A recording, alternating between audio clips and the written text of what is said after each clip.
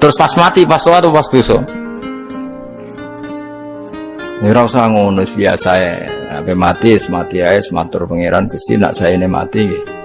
Mati mawon nak saya ini urip nggih. Urip mawon Gusti semua anu jenengan wis. Zaman kula urip sing ngrumat nggih jenengan mungkin sampean mati bisa ngelola nggih napa? Jenengan pun donya sing ngurusin jenengan. Kan sebenarnya kalau kita berpikir gitu kan nyaman. Zaman kamu hidup yang mengendalikan jantung, paru-paru, oksigen juga Allah. Dan kamu nggak tahu caranya, tahu-tahu hidup. Tapi setelah mati dikubur kamu iskal. Lalu sistem pernafasan saya gimana setelah saya mati? Memangnya zaman yang dunia kowe roh. Oh karena ada oksigen. Nah, terus oksigen wujudnya karena apa kowe ya ora roh? Oksigen dari zat gini lah zat iku kok sapa ya ora roh. Mau gaya tok ngomong mau tetep akhir ora roh. Lan kadang kula gawok mbek wong goblok wis ora roh kabeh dari awal mau alam pokoke gak usah nerang. Nah, artinya gini, kalau zaman di dunia kamu tidak bisa mengelola diri kamu sendiri, juga sama setelah mati tidak bisa mengelola diri kamu sendiri. Semua itu al-amru biyadil, semua itu dalam kekuasaan Allah Subhanahu wa ta'ala. Ya sudah, alaihi tawakkaltu wa ilaihi unib. Ya sudah, kita pasrah saja dan kita hanya kembali kepada Allah Subhanahu wa ta'ala. Ya sudah, itu agama. Ini nak logika pakai akal. Wah, itu orang mati itu sudah nggak bisa apa-apa, sudah jadi tanah gini-gini. Nah, masalah catekar ya ngerti, nah, jadi tanah itu tidak bisa apa-apa. Tapi masalahnya kita ini dikendalikan oleh zat yang bisa mengelola semua, yaitu Nabi Adam diciptakan juga dari tanah. Ya sudah, hanya berdasar riwayat itu yang kita akhirnya meyakini setelah kita mati juga bisa hidup lagi. Iki rasa khawatir, iblis itu ya iblis ya lemah. Nyatane ya kowe tetep ngaji jalalan. Berarti ora sukses menyesatkan. Kodang di kowe iblis. Ya kodang sampean, kon ra ngaji tetep ngaji. Kon paham tetep ora paham. Berarti iblis itu enggak keren loh. Betul, saya setiap melihat orang sholat itu menyaksikan kekalahan apa? Iblis. Jadi iblis itu ya kalah ora kok hebat yo ora. Biasa mawon, ora usah mbok sing hebat ya namung pangeran. Dari awal iblis wis menyerah ngadepi orang sing ikhlas. Ikhlas itu dimulai dari awal. Cara bahasa Inggris pokoknya hilir sampai hulu sampai hilir kudu ikhlas kabeh. Misalnya kita duit, yakin nek iku wae Allah. Sehingga kita ketika ngasihkan orang itu kamu nggak merasa itu milik kamu. Sehingga nggak gampang ngundat. Selagi itu kamu benar keduanya awalnya salah itu masih mungkin tidak ikhlas.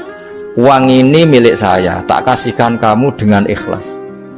Kalimat milik saya ini menjadikan suatu saat kamu jadi undat-undat karena milik saya. Tapi kalau ikhlasnya dari depan, uang ini milik Allah, ilmunya bahak milik Allah, terus tak kasihkan kamu juga hambanya. Dari awal kan merasa saya tidak punya apa-apa. Tapi selagi saya ikhlasnya hanya separuh, ilmu saya tak kasihkan kamu karena Allah, berarti masih potensi enggak ikhlas ya. Jadi kalau ngelatih ikhlas itu harus dua-duanya. Kamu punya uang milik Allah, punya ilmu milik Allah, punya jabatan milik Allah, kemudian kamu kasihkan sesuai perintah Allah, itu lebih mudah ikhlas karena la haula wala quwata illa billah. Selagi masih separuh saja salah, itu potensi berikutnya juga ikut salah. Misalnya aku ngurmat yatim kok ikhlas, duitku tak kena. Kata duitku itu menjadikan suatu saat dulu tak rumat tuh saiki jebule lali aku. Tapi kalau alhamdulillah saya pernah digerakkan Allah ngurmat yatim dengan milik Allah juga, sehingga kita sekedar pernah melakukan ketaatan ini nggak penting berikutnya anak yatim ini nanti peduli kita apa enggak, nggak penting. Yaitu ikhlas ya. Ikhlas itu sesuatu yang semuanya lillahi ta'ala ya. Dan inna sholati wa nusuki wa mahyaya wa mamati lillahi rabbil alamin. Masyhur itu khilafnya ulama, apakah malaikat itu termasuk umatnya Kanjeng Nabi Muhammad SAW? Ada ulama yang mengatakan cara pandang Nabi diutus itu untuk mensolehkan yang tidak soleh atau mensolehkan yang potensi tidak soleh. Kan orang itu ada dua, ada yang memang tidak soleh disolehkan, ada yang potensi tidak soleh, sebetulnya sudah soleh tapi potensi juga tidak soleh terus disolehkan. Nah malaikat ini kan tidak berpotensi maksiat sehingga nggak butuh nabi. Seorang lagi malaikat itu kan nggak mungkin nggak soleh, selalu soleh, berarti nggak butuh nabi. Itu cara pikiran Imam Suyuti, sehingga dia mengatakan Quran itu memperingatkan semuanya kecuali malaikat, karena malaikat tanpa diperingatkan sudah soleh. Tapi kata ulama yang lain tidak seperti itu. Malaikat tetap senang sebagai umatnya Rasulullah Shallallahu Alaihi Wasallam karena butuh status tasyrif. Tasyrif itu keren. Dan ditakoki kowe melok kelompok sopo, melok kelompok Kanjeng Nabi Muhammad Shallallahu Alaihi Wasallam. Sehingga kalau nanti ditanya Allah, mimman anta misalnya, min ummati habibika Muhammad, itu keren. Kayak termasuk umatnya kekasihmu Nabi Muhammad Shallallahu Alaihi Wasallam. Lalu kamu ngikuti apa? Yo min ahsani kitabik, macam ngikuti kitab terbaikmu ya Allah.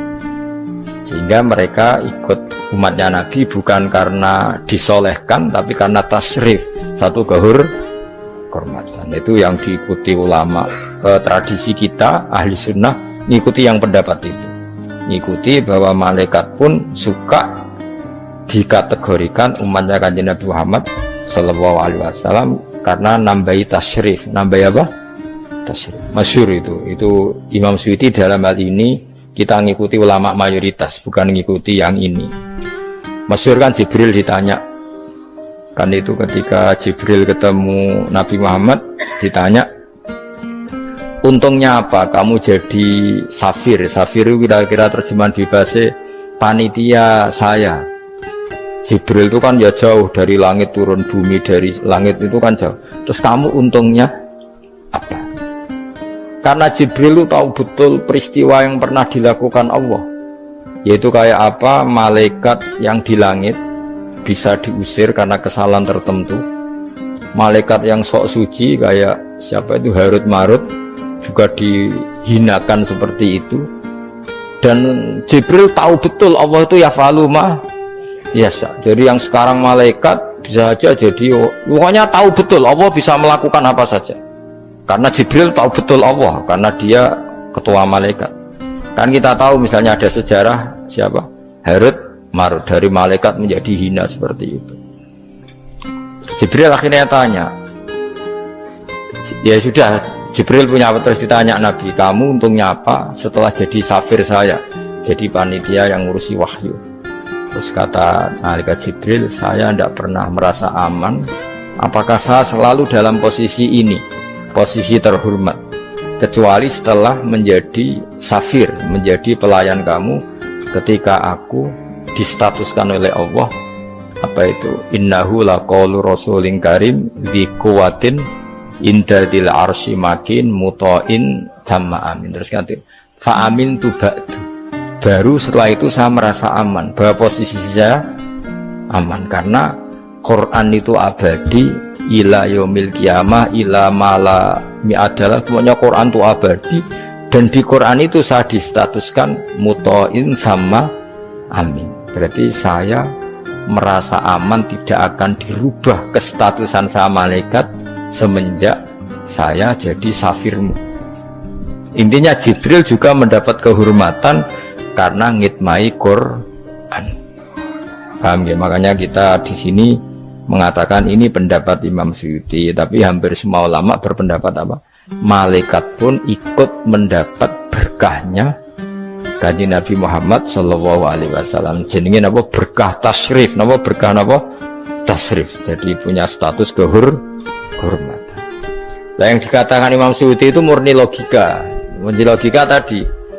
Yang namanya Quran itu memberi peringatan supaya nggak soleh menjadi soleh, dan malaikat tidak butuh itu karena sudah selalu soleh ya. Jadi itu logika saja, tapi kita berkeyakinan malaikat pun butuh, tapi untuk